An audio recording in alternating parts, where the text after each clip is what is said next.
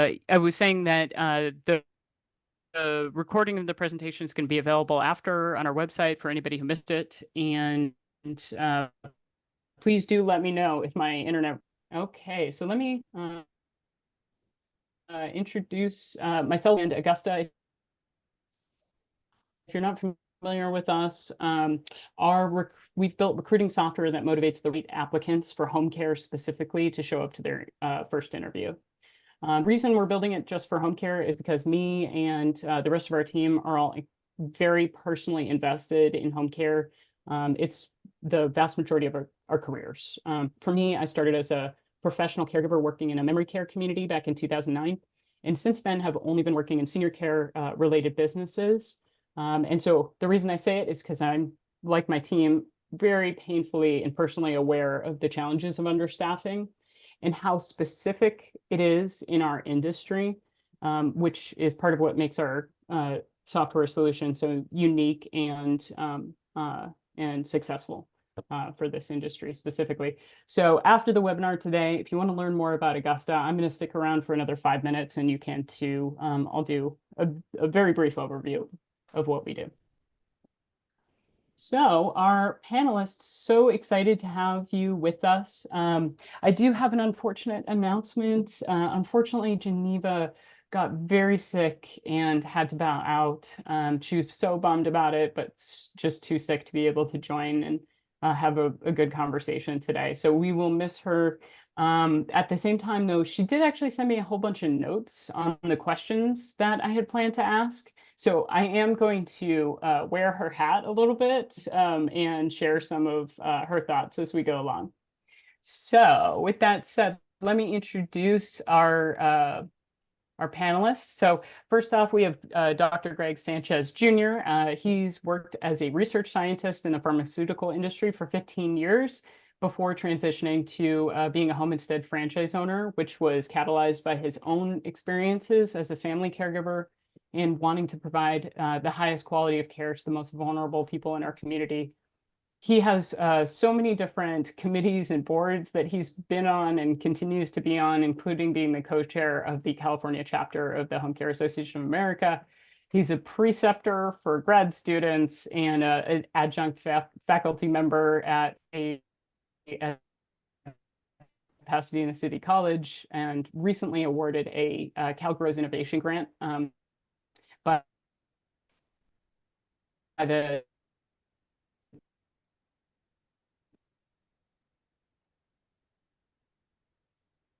Department on Aging to is between Patty and her husband, we are owner of home instead franchising pronouncers, and they've been their background 25 years plus in both general management and human resources, and still has some senior certified professional certification through the Society of Human Resource Management. And she has also been and serves on a whole bunch of different committees and boards in her area, including the Western Carolinas chapter of the Alzheimer's Association, Rotary Club, Women's Professional Forum, like just to name a few.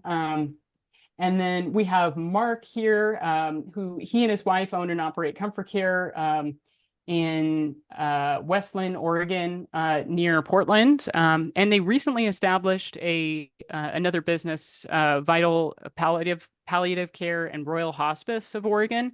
So together, his businesses provide a continuum of care model that's really making a difference for people who are aging. Mark and his team have created and firmly believe in a caregiver first culture at their agency, and believe that home care is about matching the right caregiver with the right client. It's also very notable that Mark is the creator and the host of the podcast Aging Today, with over 200,000 followers in the last 8 years. Mark and his professional guests connect with listeners on proactive aging in the right place to create better days ahead for those who are aging. So super excited to have all three of you here. I will go ahead and mention just a little bit about Geneva since she's not able to be here, but I'm going to share some of her thoughts and ideas. So Geneva actually has a nursing background and a master's degree in healthcare administration with a focus on gerontology. She worked in skilled nursing facilities, but found her calling in home care. Her and her business partner opened their first Visiting Angels office in Southern California in 2005 and a second territory a few years later. And she says that they're currently billing almost 3,000 hours a week of care. So I'm, again, super sorry Geneva can't be here with us, but so excited to have Mark, Patty, and Greg with us. So with that said, let me jump in to some questions for our panelists. So first up, I wanted to start with what's going on very broadly in terms of challenges and opportunities. So I'd love to hear from each of you in terms of what are the top 2 or 3 challenges, opportunities that you're very excited about for your business in 2024 and anything you're doing to capitalize on those opportunities. Greg, do you want to start? Sure, I'll go ahead and start. Yeah, okay, so we're here in the San Gabriel Valley of Southern California, suburb of Los Angeles. A couple of the opportunities that we're facing right now are pretty much it is always going to be finding the right caregivers to support the clients that we have. I think one of the biggest opportunities is housing within our area. I think that becomes a challenge because a lot of our caregivers are being priced out of the areas in which our clients reside. So that's a big challenge for us right now. So having to go ahead and come up with strategies to support individuals having to commute into work from further distances as pricing gets a little bit more expensive. The other aspect I would say for us is just there are tons of different home care is regulated here in the state of California, and we do see a challenge with individuals who are necessarily playing by the rules.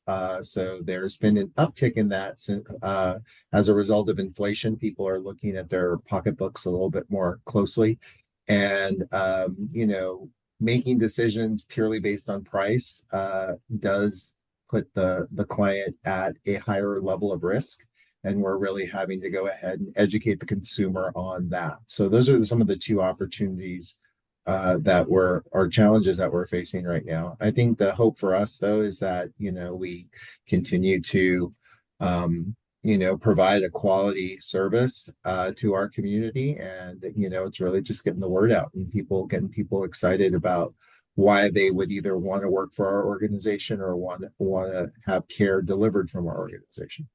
Mm-hmm. Yeah, I'll go ahead and jump in here as well. So some of the top opportunities for us in 24, Jen's kind of alluded to it already.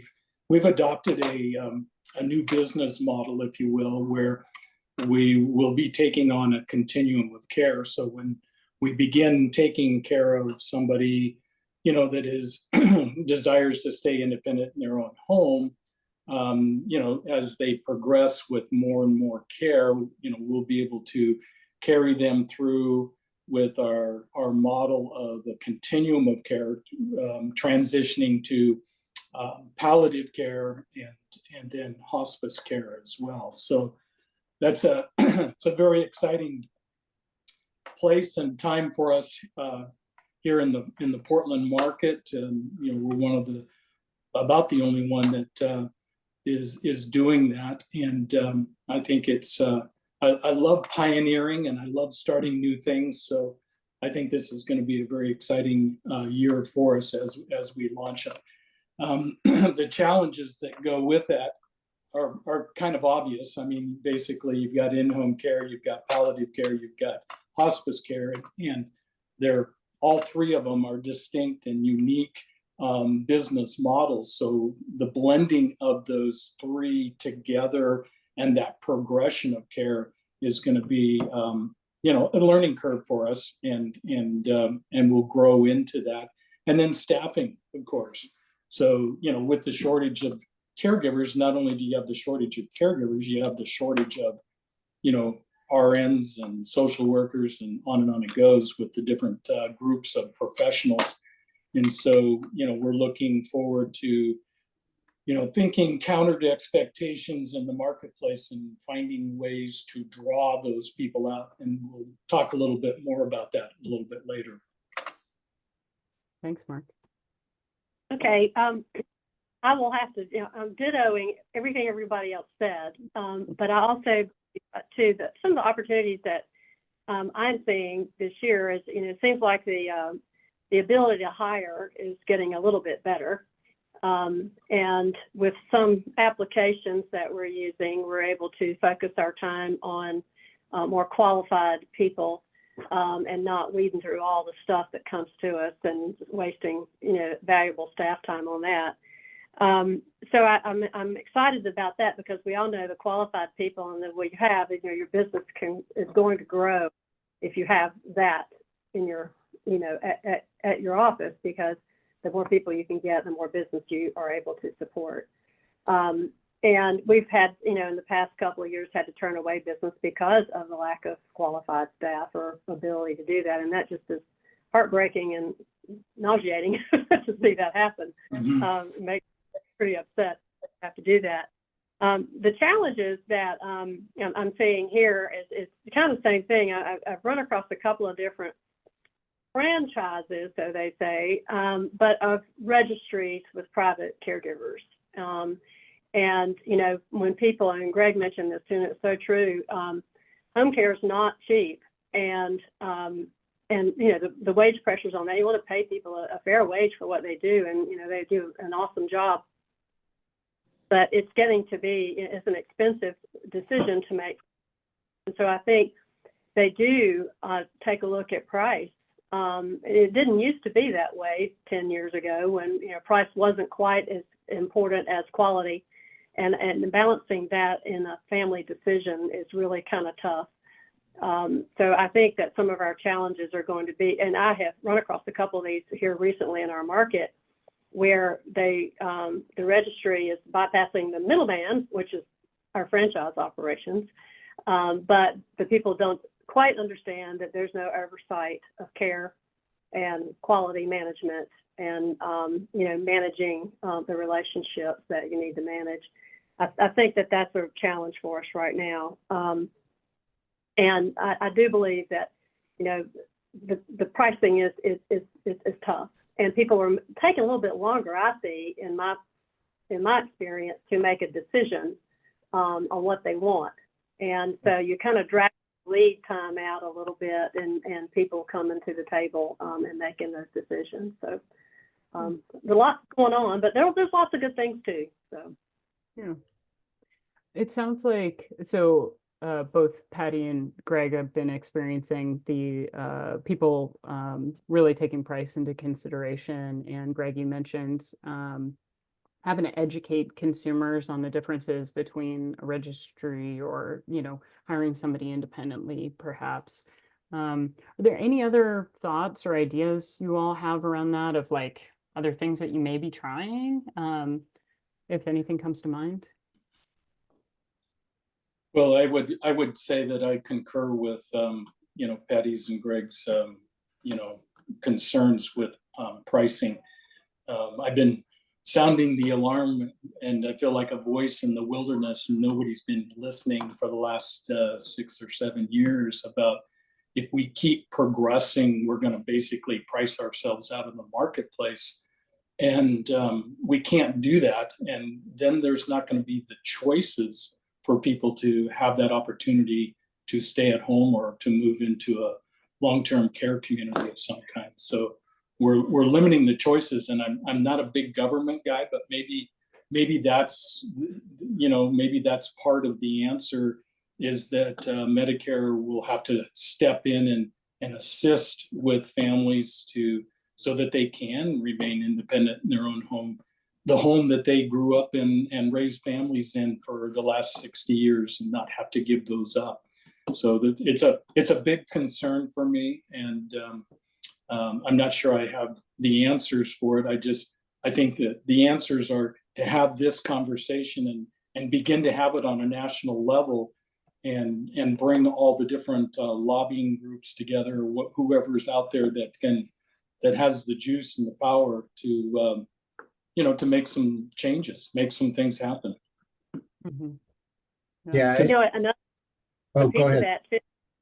Sorry, another piece of Oh, that go too ahead. is that decision to go stay at home, or there are not enough communities to manage that population either appropriately. And so we say down there in the South, it's a little bit of a mess. But those are the challenges, and families are really faced with some tough decisions. So, I'm sorry, Greg. Oh no, Patty. I mean, I echo exactly what you and Mark are saying. I think it boils down to, with as many home care operators as there are within this country, we cannot honestly, we'd love to go ahead and take them all, but we can't. And, the reality is that, there needs to be, other care opportunities for families who just can't afford to, work within the requirements of a home care agency. But at a minimum, as a public service, what we can do is at least educate these individuals to make responsible decisions for their family members. And I think that in and of itself is kind of where I'm headed right now, in the hopes that by presenting this in a way that generates goodwill, it will also eventually bring those individuals into the fold. So. Totally makes sense. Doing the right thing for the client and their family, regardless of whether or not you work with them at this moment. I think also, it's going to take a collaboration between all the various franchisors to come alongside of each other and to support one another. We're not the enemy of of each other. We're really, a lot of people talk about being co-competitors. Yes, we are.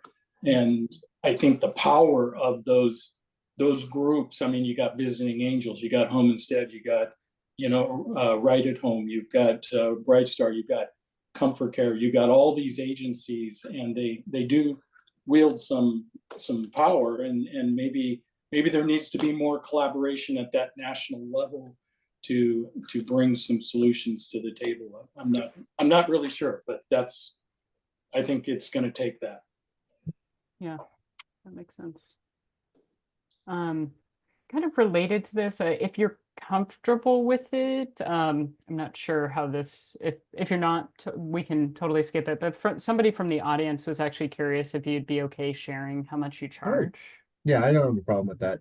Right now, and again, this is Los Angeles County that I'm speaking of right now. Care prices, ours range anywhere from 36 to 52, depending on the level of care and whether we're providing companionship or anything like that. So, and it varies widely. I mean, I believe the only person in California right now, California rates are, on average $40 to $42 for care. But from a registered home care company, we've seen them dip down to 28 in some instances, which kind of makes you question it, and then all the way up to 55. So. Yeah, we're in a similar vein. Our hourly rate just in general is $45 an hour.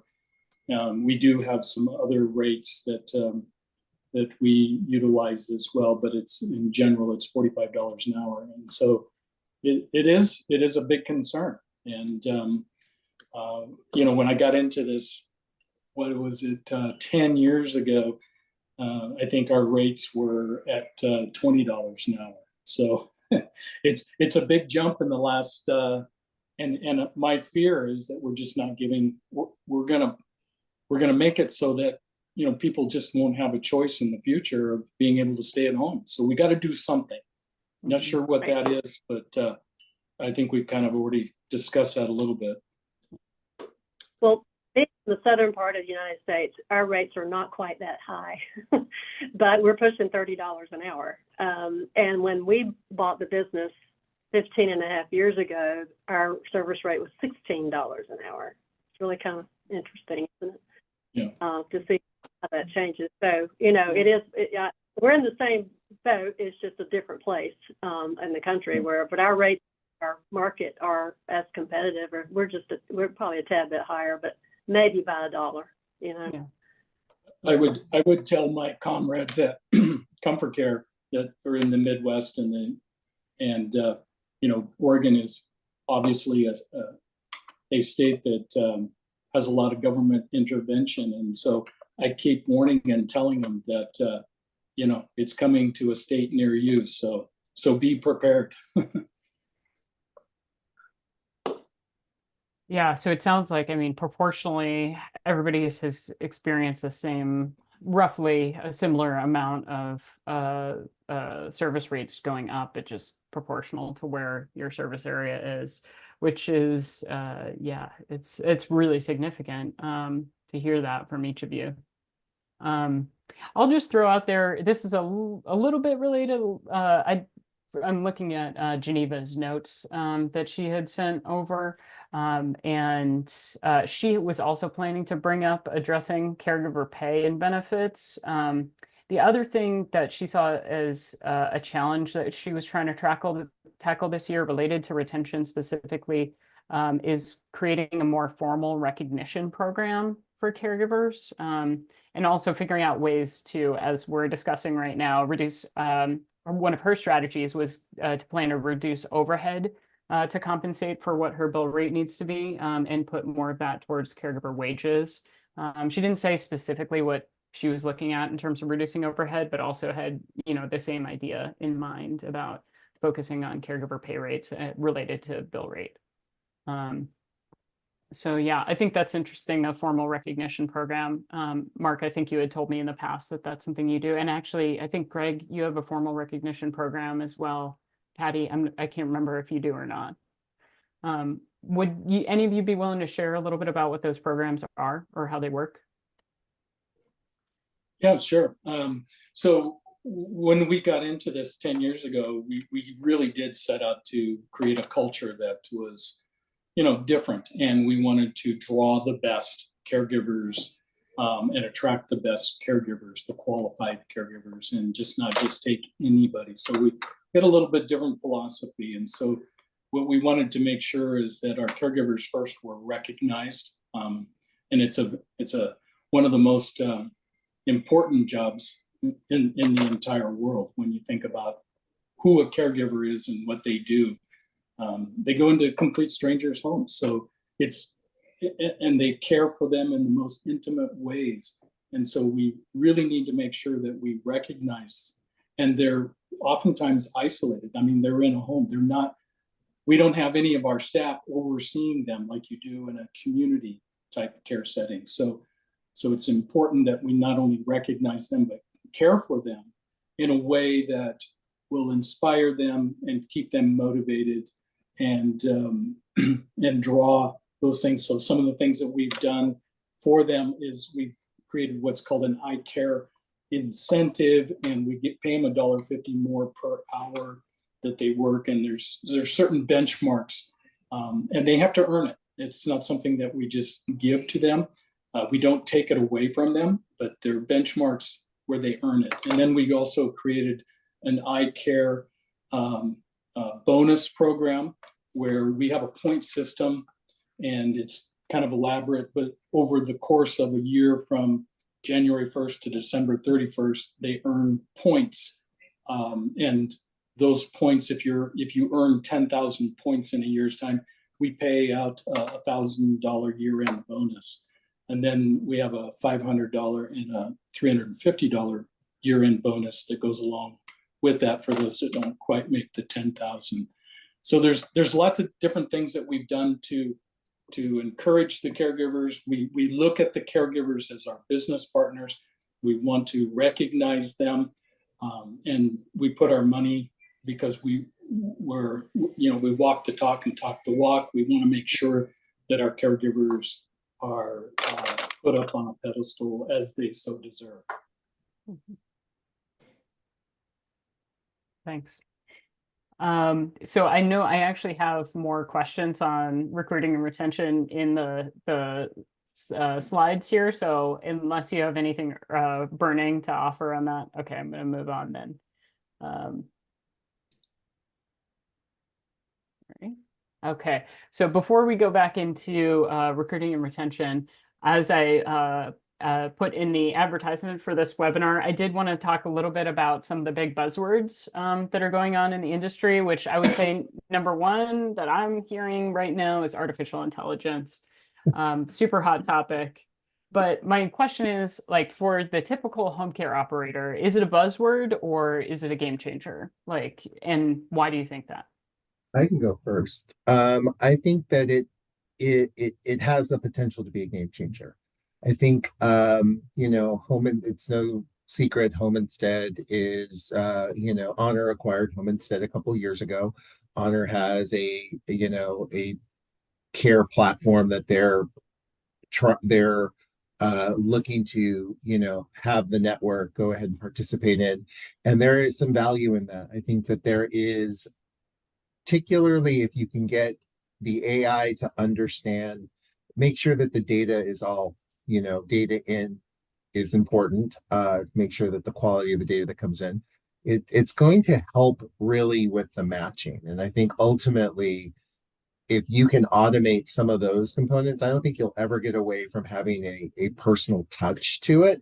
But I really think that whether it's Honor or somebody else gets this right, it can definitely be a game changer in that it's not like you want it to obviously work like Uber per se, but if you can create those matches more effectively and efficiently, it will optimize your ability to manage your resources more effectively, which is what we all here understand that, we're getting to a point where you're going to have more seniors that need assistance than we have caregivers to hire. There has to be a way to logistically manage that. And I think that artificial intelligence will help us make, whoever gets it right, whoever gets it right first is going to be the one who definitely wins the game, because it definitely is something. I don't know about you guys, but I've always had challenges maintaining scheduling coordinators, because it is a very challenging job. We're getting to the point now where scheduling and recruitment are just as challenging of jobs. So anything that we can do to support those office staff in their functions is going to be a game changer. I agree, Greg, and my 2 cents worth is that we can't get away from the fact that we are highly, personal. So we have to be careful. But I think that we're struggling with the caregiver price and the client price, and our administrative overhead cannot go up exponentially to support that. So having something in the background to help us narrow down, what we can do. Staffing coordinator burnout is real, and that you don't keep people in those jobs for a long, long time. Although some people, but Greg's right, garbage in, garbage out. You've got to have the right information going in to help you make those decisions. But to spend less time doing that is really important, and to have the right person, and this is all true for all of us, the right caregiver for the right client. For that client is magic when it works. And that's what makes everybody successful, is having that choice and making the right decisions. Having somebody reply to an app that they want that shift, that doesn't exactly work. But you have to have a way to make those decisions so that you can narrow down your choices. The one thing great about a staffing coordinator is they know the underbelly of your business all the time. They know the people, they know the caregivers, they know what they won't do, and they know who will call them back. It's all up here. And we got to get it somewhere else other than just up here. So, yeah. I want to piggyback on some of those things. We've about 6 years ago, we recognized the same thing, and how important it is to matchmake the right caregiver, first of all, to our company culture. So we made it a little bit more challenging. We just didn't take any caregiver that was looking for a job. We actually made it challenging for them to be onboarded. And then we wanted to make sure that we had not only the right caregiver to our company culture, we wanted to make sure we had the right caregiver to the right client match. So there was a matchmaking going on there. We ended up using AI. We created and were part of another startup. It was called Millimatch, and the Millimatch has helped us to take and make sure that we get to know our caregivers even before we meet them. And it basically is taking 5 questions that they fill out at the application phase. And the AI is functioning in the way they write. It's drawing out their behavioral qualities in what, as they see themselves in the role of a caregiver. So we've used that tool for the last 5 years very effectively in making sure that we are bringing on the right caregivers to match our company culture, and then to match the caregiver to the right client. And that's where I see technology moving forward in the future, because when you think about it, how we hire people, how do we do that? We use resumes, and resumes are filled with half-truths and lies. And it's all hard skills that a resume, and so we take chances. So what we wanted to do is we wanted to get into the soft skills and find out who a caregiver is and how they see themselves in the role of a caregiver. And it's been a game changer for us. This is not uncommon, even on the academic side. I have a colleague who's at the University of York, and he is actually in gerontology/psychology, and they're actually developing, and I think he's already piloting it with a UK organization on really evaluating the soft skills or just the general consensus on how a caregiver responds to a particular series of questions that really gauge their empathy and gauge their understanding of what the role is looking at. So this is not just something that, is, an industry focus. It's still being, there's research being performed at the academic level right now as well. Really interesting. Just to share some of Geneva's insights, not terribly dissimilar from you all, actually, in terms of what she was wanting to share. She says AI is definitely a game changer, and it's becoming really accessible for her office in terms of voice functions and using ChatGPT, those types of things. She says she's already using AI in terms of written communication, written care plans for specific conditions, as well as Alexa-based programs for safety and emergency response. And this year, very similar to what you all said about scheduling, that was her #1 thing that she's looking forward towards is, some sort of solution for scheduling optimization, managing repetitive tasks, even communication with families and caregivers. So yeah, I think a lot of stuff resonating among the 4 of you, even though she's not here. So, awesome. Any other thoughts on this, or can I move on to the next question? All right. Okay, so bringing it back around to the day-to-day, caregiver recruiting and retention, always a super big challenge for us. I'd love to talk about what you tried last year, what is coming up for this year that you want to try, and kind of what worked and what didn't, basically. Well, one of the things that we tried last in 23 was we were introduced to Augusta. So here's your commercial, Jen.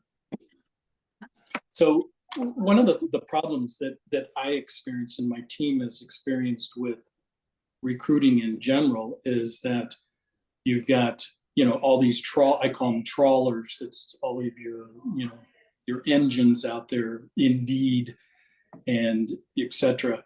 And they're all just, raking the ocean and hauling in a big net of people and throwing them at your doorstep. And I'm going, wait a minute, half these people live in Siberia and Ethiopia. And so it was very expensive. And so one of the things that you guys offered at Augusta was to create some filters, additional filters than what we already had.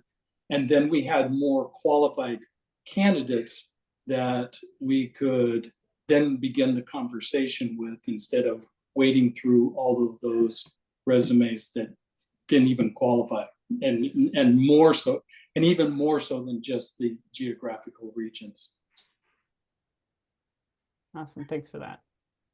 I could just add to Mark, because that, on the recruiting side, that's the same way. I mean, people are applying for jobs, and when you ask and you find out, how they found you, whatever. But the frustration, my staff, this is your commercial too, Jen, but in the organization like this, that can help your internal folks who are doing this spend their time doing things that they feel are productive and worthwhile. And they are I guess the stress in that department, it's high, but it's a lot lower today when, they have hiring qualified people. The staffing coordinators are giving them compliments on the quality of the hire. I mean, that's a big deal. And, we have gone, just to give you a number, I know Greg's numbers are better than mine, but I'm kind of new to the game. But we hired 32% more people, and we're keeping them. And that's exciting. And, we had 64% more interviews and people showing up for them, but we're spending time on the things that we need to spend time on. And I'm with Mark, you're not getting through the mess, and having the application, through Indeed come into Augusta Care, and not let Indeed communicate with them. Let's get their real method of communication so we can really get in touch with them. And I think that's the key. And you got to be on it first. You got to be replying quickly. And I just think that those are the things that are going to continue to work, because, they can go down the street and find something else just as fast. Yeah, absolutely, Patty. I think that in 2023, we had been using Augusta for a while now, and I'll just throw some numbers out there. So 730 is our average per month on individuals coming into our funnel. Okay, these are individuals that have been screened by Augusta, whether they're suitable or not. I mean, these are 730 eyes that actually saw our ad, engaged with the Augusta tool. So that's pretty awesome. When we think about it from a quarterly perspective, you're at 2,000 something, about 2,200. So we're getting 2,200 eyes looking at our positions, which is great because, as we all know, that's why they call it a funnel, because it starts off big and then narrows down to practically nothing. But, I think Patty, you hit it on the head with respect to how quickly you get these folks turned around.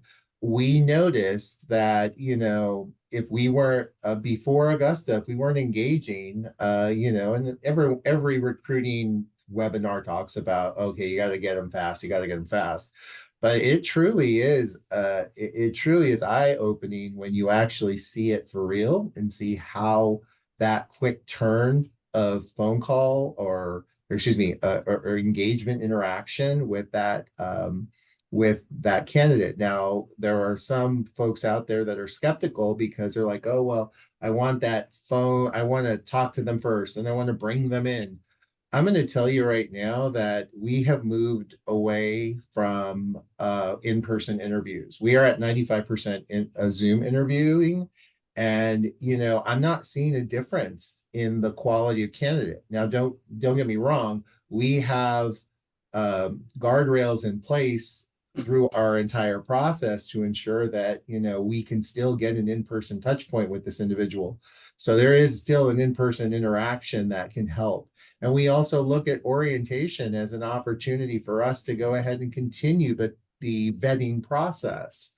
So, those are the kinds of things that we look at when we made the decision to move away. We still offer in person for those individuals who are not technically savvy. So, and with Augusta, we're given that opportunity to go ahead and, have some messaging that basically says, feel free to proceed to scheduling your interview or call our office and, schedule it in person. So it's just those types of interactions, and just making sure that your process, that you have the guardrails to promote, to support it, are really going to help you see an increase in the number of candidates. We have gone from, on average, from maybe a 25 person interviews, or excuse me, hires, and actually getting them to orientation a month, to over 50. And, I was kind of shocked when I saw that number, but it doubled. Because why? Because we were making those efforts and we had the guardrails to support it. And again, it's just leveraging that as you're going through your process. But yeah, definitely those are the things that really have been helpful, that helped us stand out and get through the recruitment process. Well, that is all so gracious of you to share all of this. And Greg, I knew your numbers had improved, but that is a dramatic improvement. Both of you, Patty, and all of you, sounds like. So that's awesome. Thank you so much for sharing that. Are there other retention programs or systems or things like that that you plan to try in the upcoming year? So I can go on that one. So, as part of this grant funding that we received from the state, we were able to go ahead and initiate a twofold approach to retention, and really it's focused on education. And compensation is great, but we know that compensation isn't the be all end all of why people join us.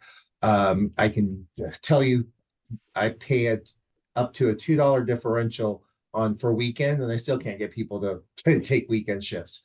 But what I've noticed is that by going ahead and offering a more robust educational program for them, it definitely gives them the confidence to, be successful as a caregiver, and also encouraging them to look at opportunities outside. I see home care, and I've always seen home care as a stepping stone to the healthcare industry, whether that's moving into a certified nursing position or LVN, licensed vocational nurse, or practical nurse, wherever you're at, to the RN.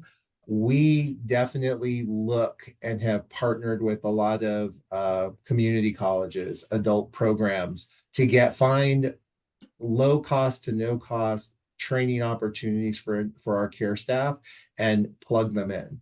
And what we've noticed is that, even if it's as a certified nursing assistant, they still stay with us. And I think what's happened here is, by focusing on their education and their growth and development, and tying that to their ability to quickly increase their salary instead of waiting for an annual performance review, we have been able to go ahead and get more individuals who are truly committed to being quality direct care providers to stay with us. And I think that's been important. The second half has really been about peer mentorship. And we've seen the data. There's multiple states right now that have state grant funding. Go to your local state websites and see there are definitely grant opportunities out there for folks to develop and grow a peer mentoring program for your caregivers. It provides not only a leadership opportunity for a senior caregiver in your organization, but also enables your caregivers to not just have to rely on scheduling or client care as someone to vent their concerns or just their general career questions. Having that peer mentor really has helped get people to understand the value of what they do at work. So those are the two things that we focused. Yeah, I would agree with Greg on that, is that we look at, in our culture, we look at us as a place of belonging and a place of becoming. So what we want our caregivers to do when they come to our culture is they see it. We ask them, is this how do you see yourself? Do you see yourself fitting in? We're going to give you a blank canvas as to how you see yourself as a caregiver, and we're going to guide you along the way to help you paint a picture of yourself. When you do that, you empower your caregivers to grow, and we ask them, we want you to grow two ways. We want you to grow professionally, and we want you to grow financially. So we lay out a plan for them that enables them to do that. And that's part of that place of belonging and a place of becoming. Because that's how, as human beings, we're all hardwired. It doesn't matter if, we're the owners of the company or if we're the caregivers of the company. We're all in this together, and we're all hardwired to want to belong. We're all hardwired to want to become. So you have to give your caregivers a path for success. And agree with you wholeheartedly, Greg. Thank you. We've done the similar things, and we've actually had some people have pathways to be in a different position other than a caregiver. I would tell you that probably over half of our office team were once caregivers. And so when the other caregivers see those opportunities, and we can't do it for everybody, but they see that there is opportunity for them, and all of our staff, office team introduces themselves to each new hire class, and they tell a little bit of history of how they got to Home Instead, and that's kind of and what they've done with Home Instead, and which is really great for the people to see that we do offer opportunities for everybody, and it's great to see that. We do some retention bonuses and things like that Mark and Greg do as well, and we do that annually, and they have an opportunity to earn essentially more, $50 more per hour, depending upon, how well they did during that year. So they do see opportunities to grow financially. And we did support locally with the local community college, the CNA program, and help them fund getting through that program. So, similar things.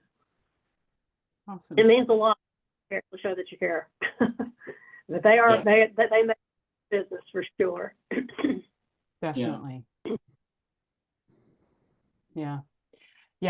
I think it was Mark, you and I had talked about this at one point, and it's something that resonates with me so much as somebody who started in this industry as a professional caregiver in a memory care community. There was no example necessarily, and nobody told me specifically of what my career trajectory could be. And I honestly, if I went back to 2009, I would not think that I was a co-founder of a software company recruiting caregivers, So I think one of the things that really resonates with me about the culture that you've created, Mark, is the idea of becoming, hopefully it's within the organization, but it may also be outside the organization. Yeah. And there are other things you can do in this industry and use this as a stepping stone. I think that's an important part of the culture that you've created. And I think that's really important because we have to take care. We're the caregivers to our caregivers. That's what we say. And we have to take an interest not only in them as caregivers and what they can do for us, but we want to take that whole culture of, it's not about us and them. This is about all of us together. And we're interested in you as a human being. We're interested in you finding, the gifts and the talents that you have, and then utilizing them, finding a place for you to fit in. And whether that's with us long-term, and most of our caregivers on the average stay about 4 years with us. Our turnover rate is very low. We're less than 20%. And most of the time that the caregivers leave us, it's because they're moving either out of state or they want to go to nursing school. And this is about inspiration. This is a great opportunity for all of us to inspire one another. I often tell my caregivers, your job is to aspire. My job is to inspire. And when they get that, they go, oh, there's so many opportunities here. And And then they just blossom, and it's just so much fun to watch them blossom. And then those that don't, they don't. So you just have to just trust that the culture that you're creating is for the good.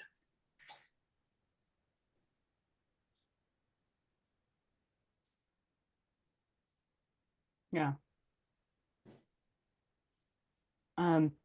Oh, I thought my internet went out for just a second, but I really love what you said, Mark. And I think it's also kind of a thread among the three of you, I would say, in terms of your strategy overall and how you approach retention. It's really committing to certain programs and processes to specifically support the caregivers and creating meaning around the work they're doing.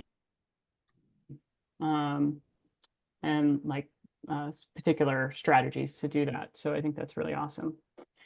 We are actually almost out of time here today, if you can believe it. So I will throw it out to the audience in case you hadn't seen it there and you joined late. There's the Q&A button on the Zoom thing. If you want to throw in any other questions that you might have, we may have time for like one of those. So I'll wait and see if anybody has any other questions. But with that, maybe if you have any kind of final thoughts that you want to summarize into today, but that's what happens. Good discussion. Yeah, final thoughts would So be, I don't know, any of you, if you want. yeah, final thoughts. Final thoughts would be, be open to trying different things. Pivot when you can. There are so many different ways of attacking this challenge of recruitment. Don't be afraid to try something, and if it doesn't work, learn what you can from it and try something else. But this is always going to be a ongoing thing that you're going to be doing. Mm-hmm. Yeah, well said. And I always want to think and believe that, bees are attracted to, brilliant flowers because they've got a job to do. I think that it's on all of us to be, a brilliant in your own way, your own culture. Create that culture that is unique to you and your personality, and create that culture that attracts people just like yourself. You don't have to have them all. I don't need 1,000 caregivers. I just want the best caregivers that are the best for Comfort Care West Lynn. And I'm happy with that. And then Home Instead and Visiting Angels, you can have the rest. Actually, I was going to take all 1,000 of them, but there you go. Yeah. So if they move east, let me know. Any final thoughts, Patty? Oh, no, I don't think that there's much new under the sun here, except for the fact that, you'll really have to have a caring heart to run your agency and to stay on top of things and listen to your team, because they'll tell you when they need your help. And, you got to stay on top of that. And, today you just can't keep doing the same old thing. You're going to have to change. And people who have a hard time with that are going to have a hard time in this business, because finding new ways to do things and be, the first to get the best is tough. And you have to constantly keep your eye on the ball. And your numbers will show that quickly. If looking at them often will help you, but your people will tell you too. They'll know before the numbers tell you. Yeah, that does seem to happen, doesn't it? Yeah.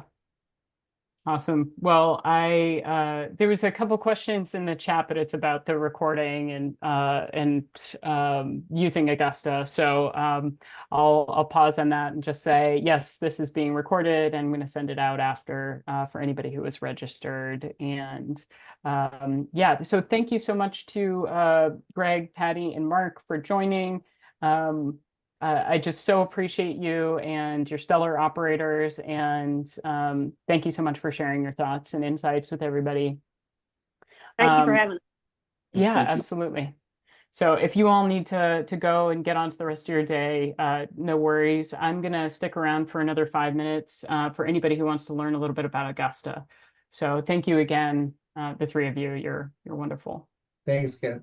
Thanks, Thank guys. you Have a very good much for having us. Yep. So everybody who's left here, if you want to learn a little bit more about Augusta, I'm just going to stay on for a couple minutes. We do have a special deal. If I know it's almost the end of the month, but if you do actually want to test out what Augusta does, we have a special deal for the end of this month. So here's how you can contact me, jen@augusta.care, or there's my phone number up on the screen, or certainly check out our website. So the idea I had mentioned at the very beginning of what Augusta does is that we motivate the right applicants specific to home care to show up to their first interview. And at the same time, we also disqualify the applicants who are just never going to be a good fit. And unfortunately, we know that today, out of the last year, we processed about 70,000 applicants who were trying to apply to home care jobs. And it's less than 40% that are qualified for any home care job they're applying for. So it means, unfortunately, that recruiters are almost always spending half of their day on applicants that were never going to be qualified to work for your agency, either because of their location, their experience level, not being registered or certified in their state. In some places, that's a requirement. For so many factors, they were just never going to be a good fit. Yet the recruiter is having to call all of them because they don't have a way, they don't have enough information to identify the good applicants. So our software identifies the good applicants, so you know who the top caregivers are that are applying to your job, and uses that information to get them to show up to that first conversation. We do that in an entirely different way than has ever been done before. And the reason we're doing it incredibly differently is because of what we realized the applicant experience is today. On the screen, I've got a screenshot of an email inbox, our company email inbox. We're very big nerds on the Augusta team. And so my business partner, he actually signed up on Indeed as if he was a caregiver and applied to a couple jobs. And then the next day, the job board is sending him a ton of emails to basically keep applying to jobs, which totally makes sense. Every job board out there, their business model is to you pay per click or you pay per applicant. So they just want your applicants to just keep applying. And that's how they make money. So they don't necessarily always have the highest interest level in the quality of the candidate. And so for that reason, we realized the applicants aren't reading the job description. I know it seems so simple, right? They're not reading the job description. So, and I wouldn't either with this many emails. Like I would just one click apply on 16 jobs at one time. But since we figured out they're not reading the job description, we had to come up with a totally different way to tell them that they might be a good fit for your job. So I'll show you a little bit of what that means. But before I do that, I just wanted to mention automation services out there as well, which for better or for worse, they unfortunately are being marked as spam as well. So the caregivers are kind of getting this from two different places right now. They get all these emails from job boards saying, hey, apply to these jobs. And then the tech services basically drip messages over time in kind of a spray and pray type approach. And that basically all applicants will eventually come back to them. But most applicants, we find that that's got diminishing returns. So this is, again, another reason why we had to figure out a totally different way to communicate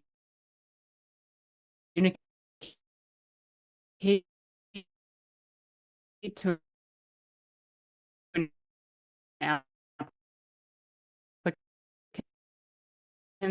that they could be a good fit. And is an example of an Augusta application. So to the caregiver, their perspective is that Augusta is an employment application. That's what they believe is happening. And then as they fill it out, it becomes personalized to them. So let me show you what that means. First off, at the top, the header here is customized for your agency, which are your team. branding, all that good stuff. So this is very recognizable to the applicant. But as they fill it out, this zip code question is my first example to show you here. So when they put in a zip code that our software knows is actually close to your physical office location, they'll see a little pop-up message just like this saying, hey, it's a short drive. You're only 5 minutes away. So they didn't have to read the job description, wait for a call, wait for a text to understand that this is the agency that's close to them. I know it seems so simple, right? But it actually makes a huge difference. So that's just one example of what I mean by we tell them as they apply to the job in a completely different way than anybody else is doing. So that's just one tiny little example. We use their zip code information in so many different ways in our product to help you remarket to applicants the right way in a really, really targeted fashion. There's so much to what we do that I'm not going to be able to show in the amount of time we have. But what I will say is that I would certainly love to talk with any of you a little bit more about Augusta if you're interested. So I'm going to put my information back up on the screen here so you can grab my email and my phone number. And I'd love to talk with you. And as I said, I know it's almost the end of the month, but if you want to try and fit in a full demo today or tomorrow, I'm here for you. So thank you so much for everybody who stuck around. Please don't hesitate to reach out to me with questions. If you have follow-up questions for our panelists, definitely send those over to me as well. I'll be happy to forward them along and see what they can answer for you after this. So I'm going to sign off, but thank you so much for attending and learning about Augusta. Have a good day.